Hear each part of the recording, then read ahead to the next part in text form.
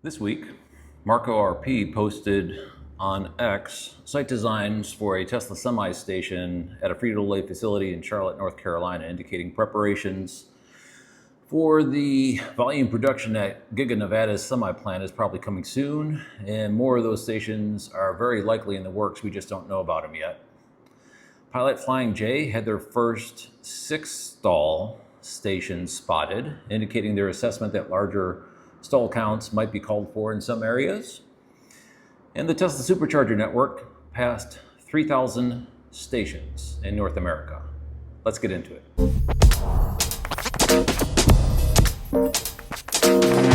Looking for your chance to drive off in a brand new electric vehicle and support a nonprofit? Well, one of the best nonprofits fighting for clean energy is running their 7th annual EV raffle for the planet, and it's their biggest yet. Here are 3 reasons why you should buy a ticket today to support our friends at the CCAN Action Fund.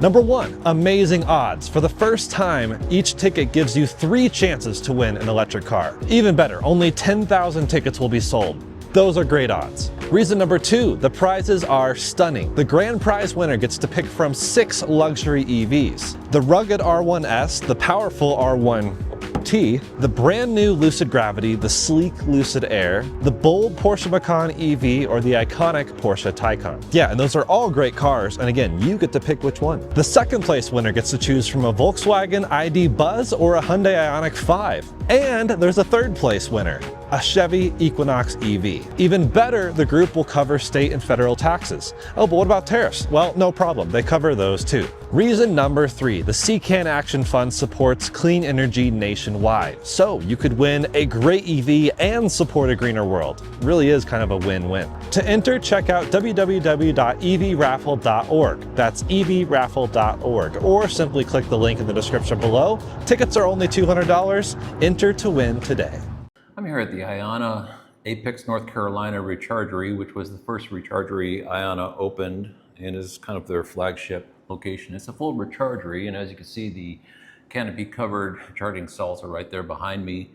I'm in the facility that's run by Ionna. There is coffee and sundry items out of a locally run bakery that's adjacent here, actually on the property, it's not adjacent. Vending machines, clean restrooms. There's actually an attendant running around filling up the window squeegee reservoirs and emptying the garbage cans out there at the charging station. Very beautiful location in a picturesque town as well. Ionna really outdid themselves with this debut station. Plenty of things to do and see here. If you haven't had an opportunity, definitely swing by, because as time goes on, this is going to be a historic location as the first Ionna station. Their press release I'll get to in a little bit. First, I'd like to start with Tesla.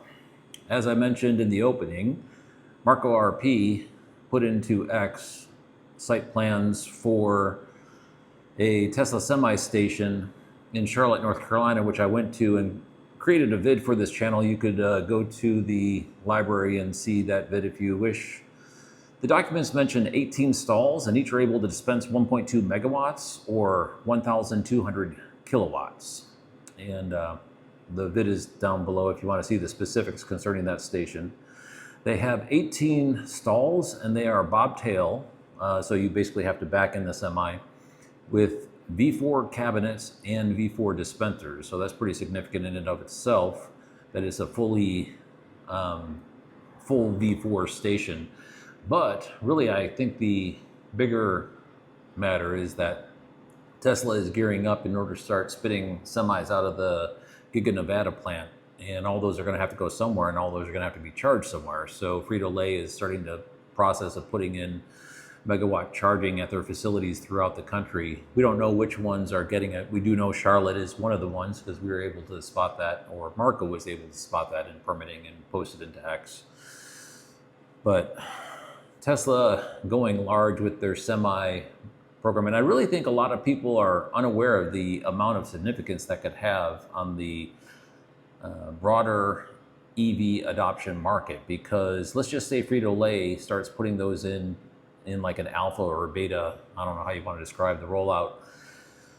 and it starts to catch on. Shortly behind them, I would have to imagine Amazon, with their massive fleet, would start looking at electrification. They've already looked at electrification in Europe, and here in the United States, the Rivian electric delivery vehicle, at least in my neighborhood, is all over the place. There's tons of electric delivery vehicles that Amazon use for the last mile delivery. So the electrification of their semi fleet would definitely make sense, and that would be a huge order. And then on the heels of that, you would have UPS, FedEx, and many other carriers that would start to look at the semi program, assuming there's stations in order to refuel them. And the way Amazon works, they would just basically build their own stations similar to what Frito-Lay and Pepsi are doing. So my personal opinion, that is a sleeper story in the Tesla narrative that is often getting overlooked. I think that could be just a massive amount of ballast for the Tesla corporation once that semi program really starts to take off. There's really no limit to the addressable market that could start to fill in. As I mentioned also, in charging station, EVchargingstation.com, a website run by Tom Malogny, it was posted that the Tesla Supercharger network passed 3,000 stations in North America, and that includes Canada and the United States and Mexico, all of North America. And 3,000 is a pretty good number. And from what I understand, it's the bulk of the Tesla Supercharger network is centered here in North America, which makes sense. This is their home turf and also the biggest automotive market around the world. So having the Teslas that were born and raised here have the largest supercharger network in which to roam around with just seems to make sense. And so anyway, congratulations to Tesla to passing 3,000 stations. Major milestone there. Also of note, the Tesla Supercharger team opened a 20-stall V4. The dispensers are V4. The cabinets are still V3 in Toronto at the Lawrence Square Shopping Center, which I'm sure will be welcome for the locals. And I did confirm that it is open to non-Teslas as well. One of the larger GM Energy ChargePoint partnerships, which were announced into a press release earlier this year, open. It's 7 stalls, and it's through a ChargePoint Premier partner. The CPO is named Optimus Energy. It's in Winter Park, Florida, and it's locally known as the Winter Park Mobility Hub. So that one is now open and available for charging, so kind of cool there. Ready had a good week, opening 6 stations, and they appear to have changed their method of updating the alternative fuels data center database from batch files using, they use like a CSV file and they pass it to them, and then an operator at the alternative fuels data center needs to take that file and load it into the database versus the other method, which is just using an API and automatically having updated. I'm pretty sure they've switched, because what I'm seeing now, instead of batches from Red E once every couple of months, they're now showing up basically as the stations are opening. So individual stations are popping in there every few days or so. And so it looks like that has happened, which will make spotting their progress a lot more easy. And it's really remarkable the progress that they are making, because at one point Red E was kind of seen as a CPO that was heavily dependent on NEVI. And after the brakes were pumped on the NEVI program and funds were frozen as a result of the federal government's administration change, I was thinking Red E was going to similarly have to go through some form of pause, but that is not the case. They are actually still forging ahead, and the stations they're doing don't appear to be any way associated with NEVI funds. They appear to be just working with local convenience store operators in order to put charging on their property in order to attract more customers. Convenience store operators will do anything that will attract customers to their convenience store. They sometimes will put in kerosene or other forms of alternative fuels, and just plopping in electric charging makes sense now that there's a certain number of electric cars in any given neighborhood. So that seems to be how they found a path to success as of late. BP Pulse opened 4 charging stations at gas stations. So they have multiple different charging stations that they're form factors of charging stations that they're working at. The gigahubs, the travel centers of America, which are the travel corridors connecting the major metropolitan areas. Then in the 30 largest metropolitan areas, they're building into their retail property of gas stations and convenience stores underneath multiple different brands, Arco, Thornton's, and BP natively, in an effort known as densification. And this past week, they opened 4 charging stations at those densification gas stations, one at an Arco in Antioch, California, at a Thornton's in Bradenton, Florida, at a BP in Lodi, New Jersey, and at a Thornton's in Roselle, Illinois. And these are outside of the GigaHub effort, but still, it just shows that BP Pulse is still rolling on their published plan of doing densification, doing travel centers of America, and doing GigaHubs. Additionally, BP Pulse, just basically as I was writing this yesterday, another GigaHub was spotted, this one in Houston, and it is, again, underneath a canopy, and again, 48 stalls. I mean, these are huge stations, just really beautifully designed, with nice signage, with canopies, with ample number of stalls right at the airport, so rideshare people can cycle through there and pick up their fares and make a living and have a nice, safe, convenient, and comfortable place in which to refuel their electric cars, because by and large, rideshare has adopted electrification as a means to improving the business that they run as independent operators. So really remarkable. These GigaHubs are starting to show up all over the country. And I didn't know about this, and all of a sudden, boom, there's another 48 stall GigaHub at an airport in the United States with BP Pulse underneath BP Pulse canopies. So it's a little hard to process how much is actually going on here. Not only is BP Pulse doing this, all these other CPOs are doing it, and it's really hard to keep up with it. I'm doing my best, and I appreciate you all hanging with me. Today's going to be a little bit longer of an episode as a result. In the state of Texas, a new CPO called Connected America has been making their presence known, with many coming soon sites that have also made their way into PlugShare. And they've got a novel concept of grab-and-go attached convenience stores, or C-stores, similar to the Ionna Gardner. This is the Apex rechargery, but the Ionna Gardner rechargery, which is a little bit further down the road, has the grab-and-go rechargery market. Let's go to their Director of Corporate Partnership, Sahuri Asha, to learn a little bit more about the company's vision and what we can expect in the coming months. Okay, so I'm here with Sahuri Asha, the Corporate Partnership Director at Connected America, a new CPO up and coming in the Texas area. And Sahuri, I understand you also do site acquisitions. Does that sound correct? Yes, that is correct. So I am the director, if you could say, or person in charge of where our new and upcoming locations will be developed and built.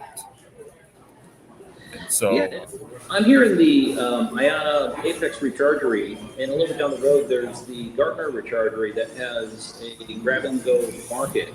And when I was going through a PlugShare sweep, I came across your company, and I did some research, and it looks like you guys have a similar concept that you're getting ready to go to market with.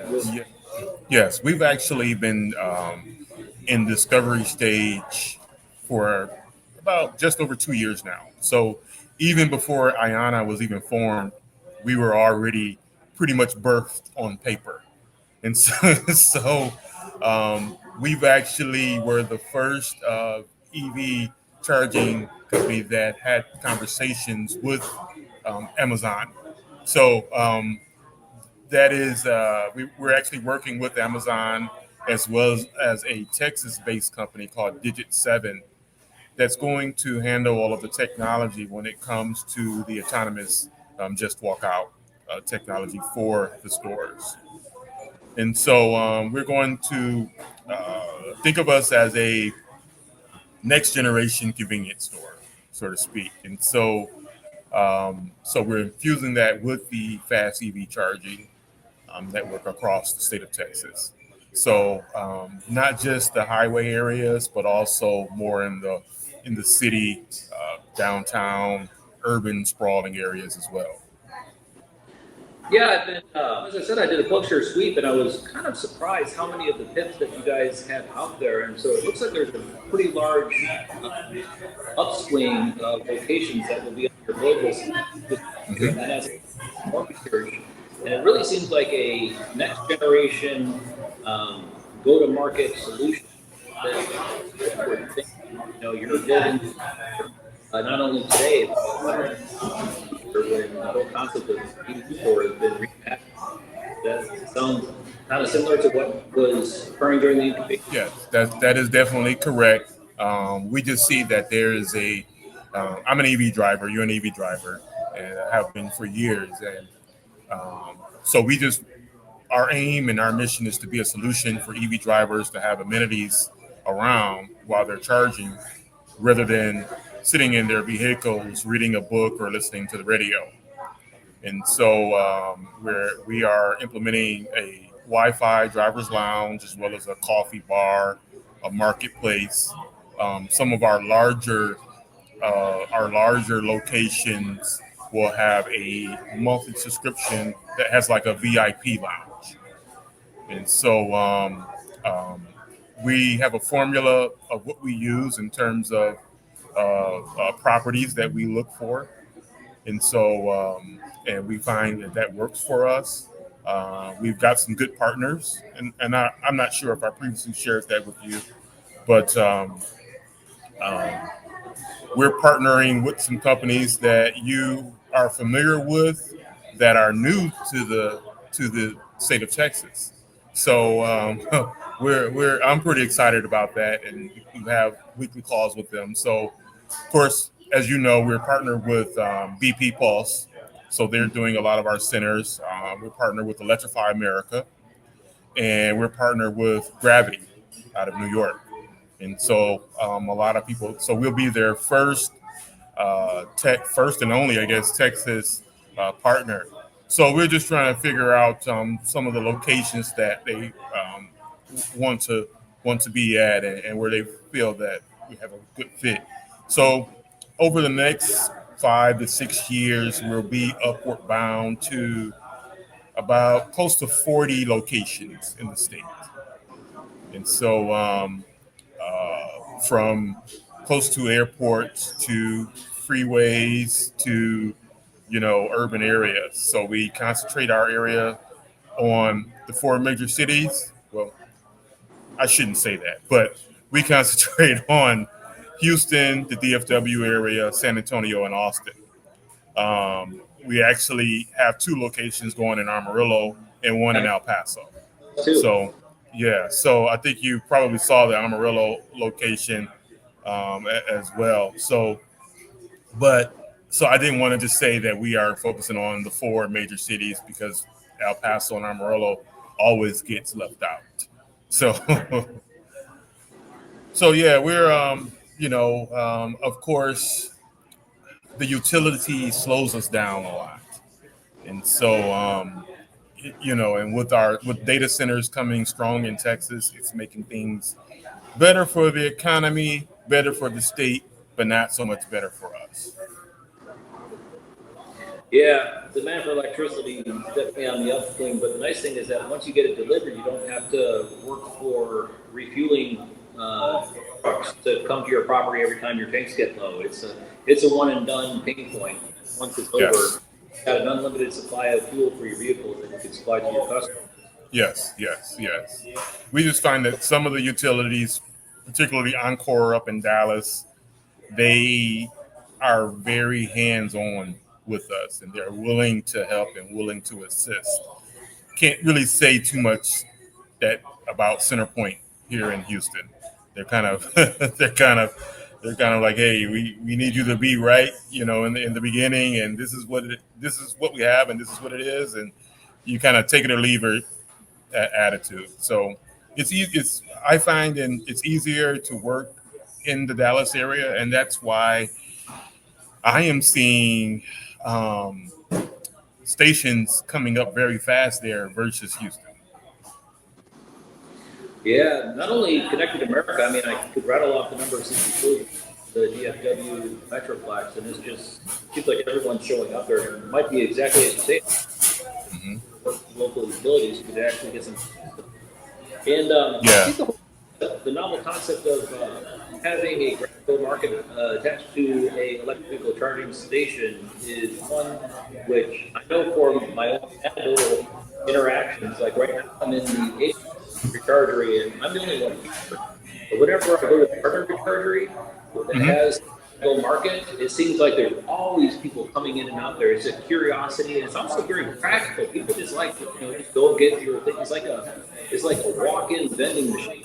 And there's the novelty aspect of it. There's the convenience of it, and so I really think that that is going to be a plus the back-end operation, not having to worry about staffing difficulties and whatnot, the security aspect and everything. So I think it's a definitely, perfect definitely. idea. We have some pretty good partners with that. Canteen USA, they're one of our partners, with that in terms of supply and and we also work with, depending on the areas we're in, some local bakeries that will have some things in there as well. So, you really want to be a staple within the community, and that's one of our missions as well. Not just for EV drivers, although EV drivers drive the traffic to the location, but having that amenity there and having a full coffee and tea bar there um, will help. Yes, and that's it. Um, Go ahead, Walter. I'm sorry. Yes, so it's like an asset to the community. Yeah, exactly, exactly. But So, so if you had to telescope into the future 10 years, where do you would be sitting at that point? I personally think EV adoption is going to continue to increase to one degree or another. so there's a couple things that I'm just unable to disclose. But one of the things that internally, what we are really looking at is we try to think big. So we're working on actually um, doing I want to put this in terms where the typical person could understand. So being a residential home electricity provider. So we're looking at things from that standpoint, and we're looking at actually once once things are, once we're able to import properly, we're looking at partnering with some foreign, aka Chinese built electric vehicle makers as well. So we have had some conversations. Um, uh, we have some conversations. We'll probably be working with Waymo, just because Gravity and Waymo is use the same funding. And our one of our first conversations, I had a meeting with the CEO of Gravity, and I guess I was the one who disclosed to him that Waymo was coming to Houston. So he had no idea. So I kind of gave him that insight. And I have seen some of their vehicles mapping out the city as well. So I'm looking at being a partner with them as well. Definitely many opportunities for people in the city that you guys are operating. So I'm sure the future is going to be bright. Mr. Yes. Asha, Yeah. much appreciated for coming on to Auto Spec Day.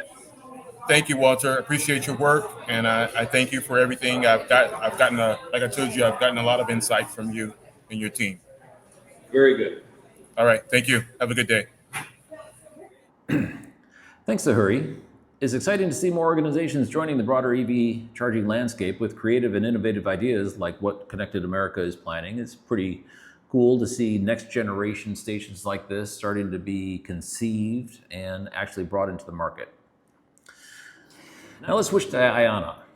They opened a rechargery in Gilman, Illinois on Interstate 57, but the big news is that they had a press release that was announcing their nationwide partnership with Wawa, the convenience store operator or C-store operator, Several things were mentioned. It was a short press release, but several things were mentioned in there. First off, Daytona Beach, which was a rechargery known to be under construction, is said to be opening next week.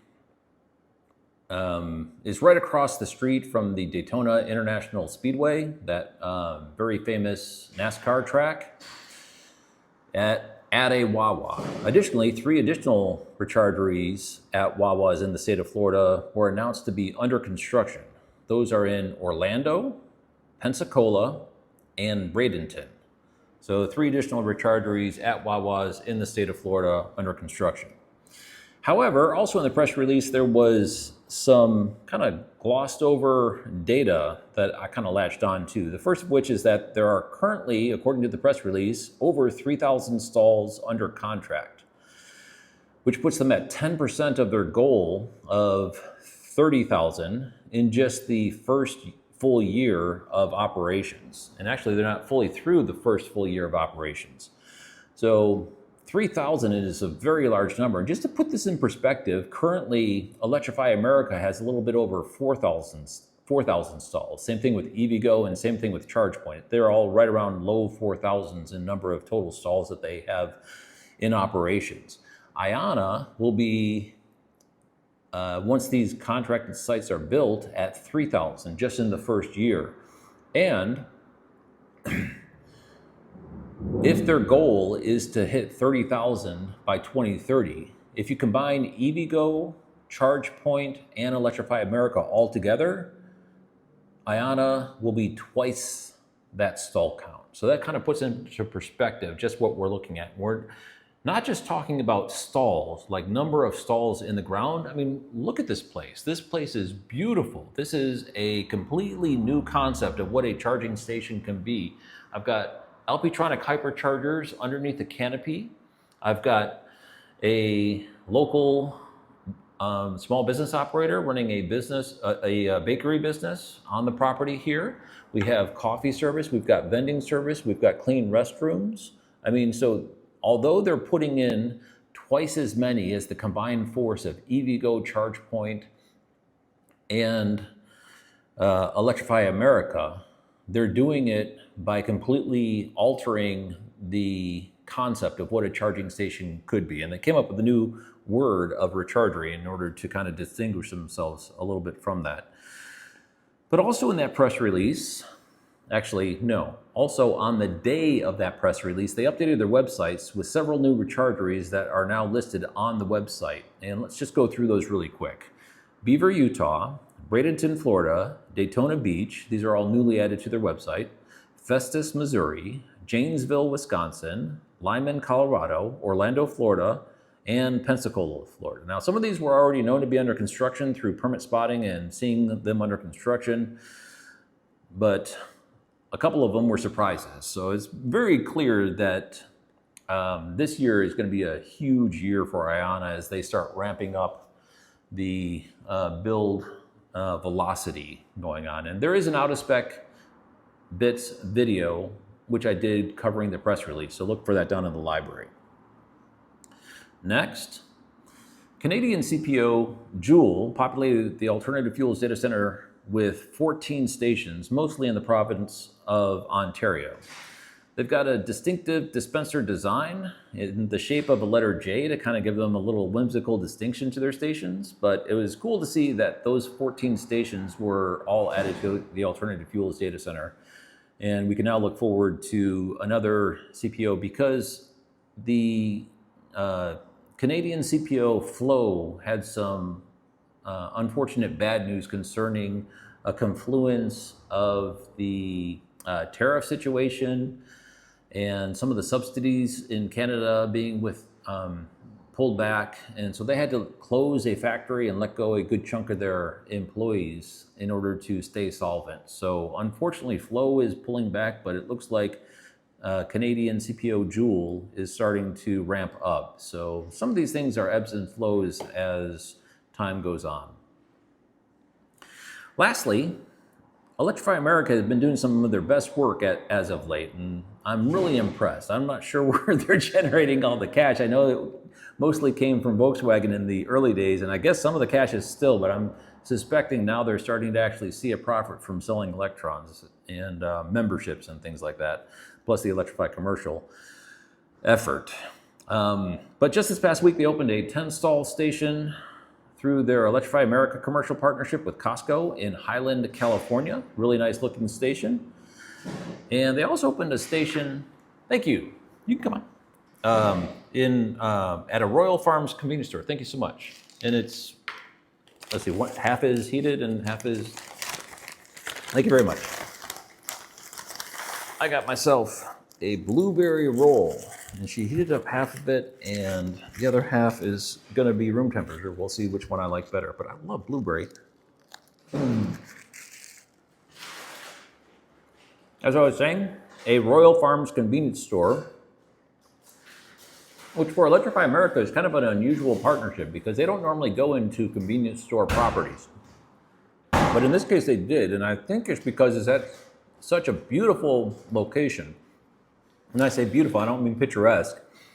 The Washington, D.C. Beltway, right on the southern end of it, where 285 cuts down the Potomac and hits the Beltway, right there at a very congested interstate routes, multiple routes kind of all converge right at this one location is where this station opened. So really good site selection by Electrify America. This is delicious, by the way. It's a pressed wrap with blueberry filling, blueberry cream cheese filling. It's really good. And it seems like Electrify America is starting to show up with their A game. Continually striving for improvements and looking to iterate into better stations, better locations, and partnering with locations that have good amenities instead of just going into the back of a big box store or a shopping center or something like that.